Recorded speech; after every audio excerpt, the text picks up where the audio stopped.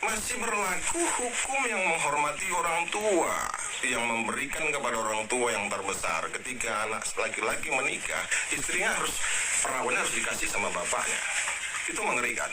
Jadi saya mengajak untuk HIMNI untuk juga menyelesaikan masalah ini ya secara holistik.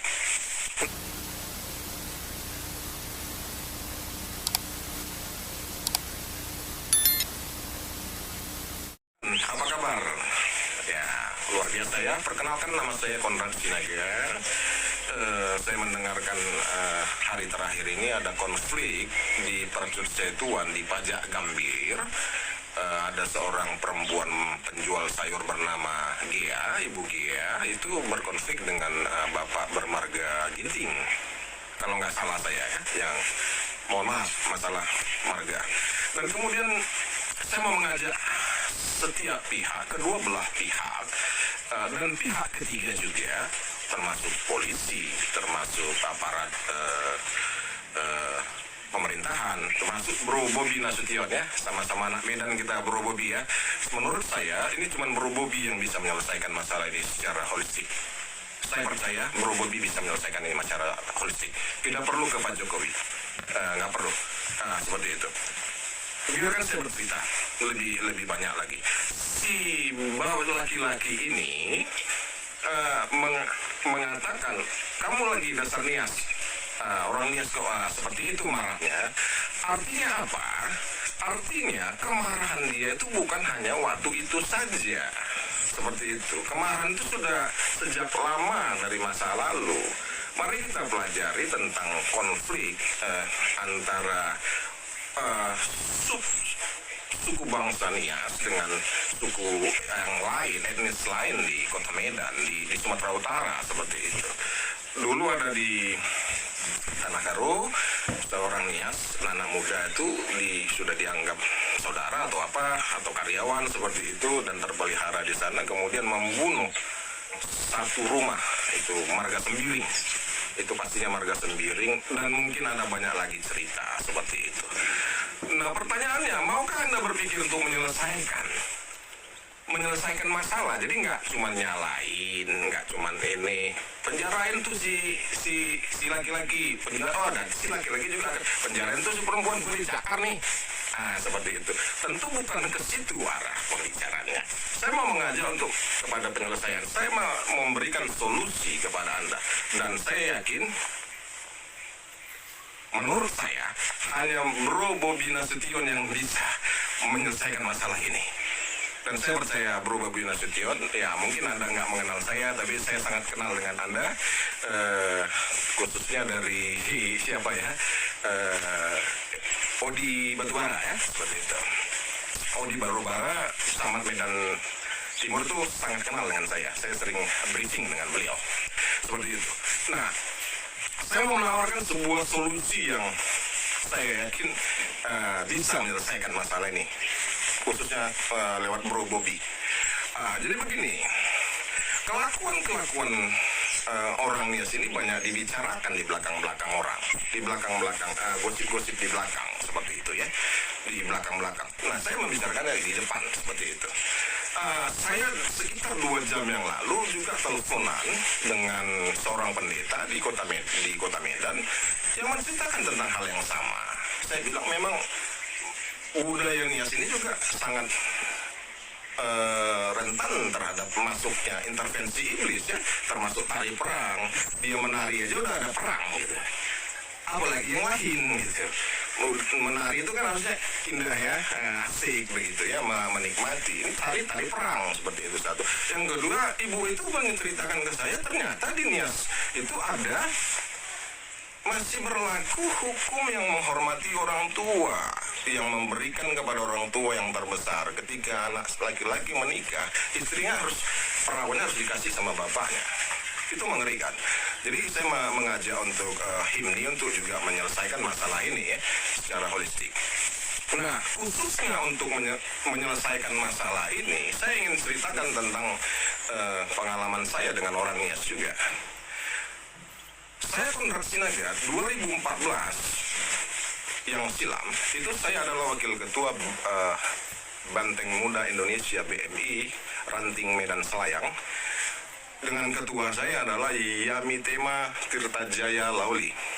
Dia sebagai ketua PAC Medan Selayang dan saya sebagai satu-satunya wakil ketua dari di antara 12 wakil ketua, saya satu-satunya yang aktif dan saya mengeluarkan uang untuk operasional organisasi. Saya pergi mensukseskan Jokowi ke rapat-rapat mensukseskan Jokowi pertama tahun 2014 ke asrama haji, itu saya nyetir mobil saya, mobil tua seperti itu dan sebagainya. Dan kemudian saya mengajak, saya nggak mau uang orang seperti itu, saya orangnya bekerja keras. Saya mengajak Yamitema Lauli untuk mengerjakan proyek di Taman Setiabudi Indah, Perumahan Setiabudi Indah. Ada kenalan di situ ketua. Oh, si Odi Batubara bang. Si Odi itu teman saya, ponaan Pak Yopi. Ponaan Pak Yopi mendiang ya. Dulu masih hidup Pak Yopi Batubara, seperti itu. Top kemen kan ketua. Karena saya angkutan sampah.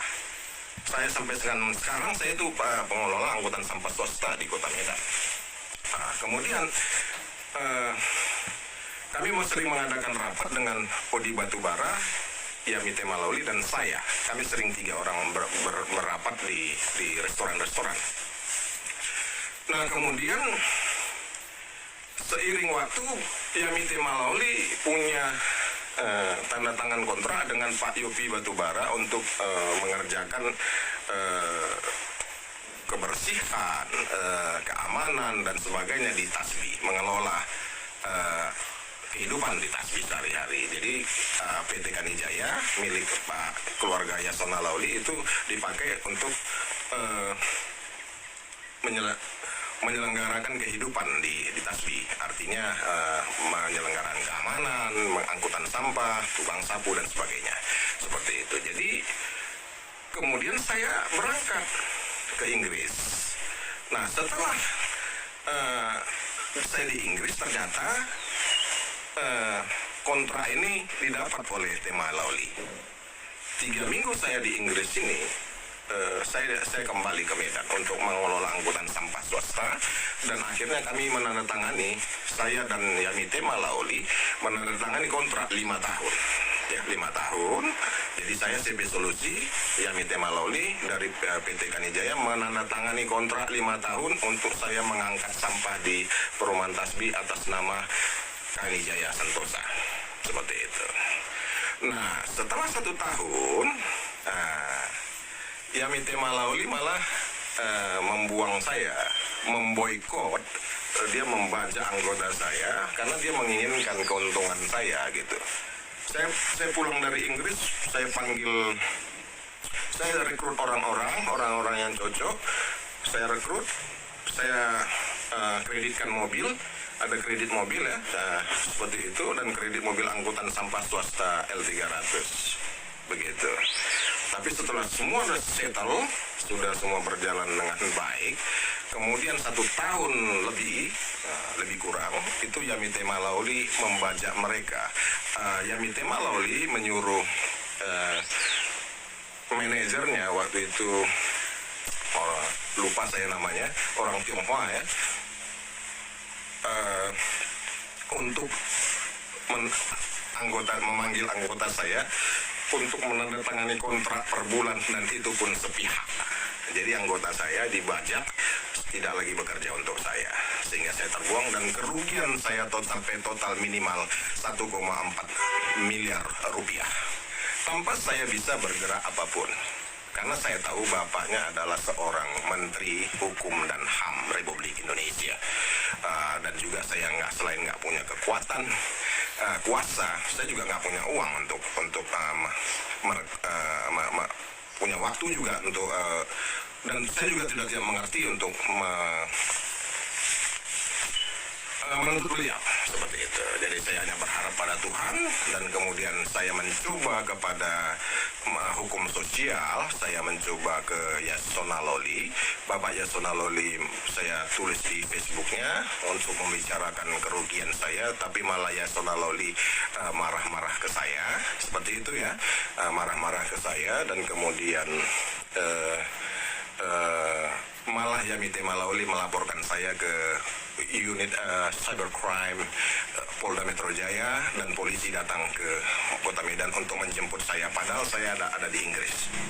Seperti itu, mereka punya kuasa seperti itu. Nah, jadi bagaimana hubungannya dengan solusi kasus pajak Gambir? Seperti ini Pak Bobi Nasution, untuk ini harus dilakukan win-win solution. Pak Bobi Nasution bisa mengatakan kepada Yamite Malauli untuk berdamai dengan saya. Berdamai dengan saya, menyelesaikan permasalahan dengan saya, membayar ganti untung dengan saya. Karena saya dengar juga pihak Ibu Nur Halimah itu sudah mencoba untuk berdamai dengan Ibu Gea, tapi Ibu Gea minta 100 juta. Perdamaian 100 juta ya kalau nggak salah, seperti itu. Nah 100 juta itu saya bisa bayar supaya selesai masalah seperti itu, dan saya akan membuat rekonsiliasi yang besar-besaran. Saya bisa kita bisa bikin pesta seperti itu, rekonsiliasi dalam hal ini. Dan saya juga berjanji jika Yamite Malauli menyelesaikan perdamaian dengan saya juga Ibu Nur Halimah yang mengeluh anaknya sekolah itu, uang sekolahnya saya 1 tahun saya tanggung. Biaya sekolah Ibu Nur Halimah ada 2 orang, saya nggak salah itu, Ibu Nur Halimah di laki-laki dan perempuan seperti itu. Jadi saya siap 1 tahun tanggung biaya uang sekolah anak ibu seperti itu. Nah, jadi keputusan di tangan Bro Bobi Nasution, karena saya tahu Bro Bobi Nasution itu pendukungnya salah satu adalah tema Lauli, Yamite Malauli seperti itu. Dan tentu Pak Bobi Nasution juga itu harusnya bergerak menyelesaikan ini, jangan sampai nanti citranya buruk karena pendukungnya adalah orang-orang yang berkelakuan buruk dinilai di mata masyarakat. Jadi saya datang untuk membawa kedamaian, membawa solusi bagi permasalahan yang pelik ini, karena ini bukan masalah yang hanya 1 hari, tidak.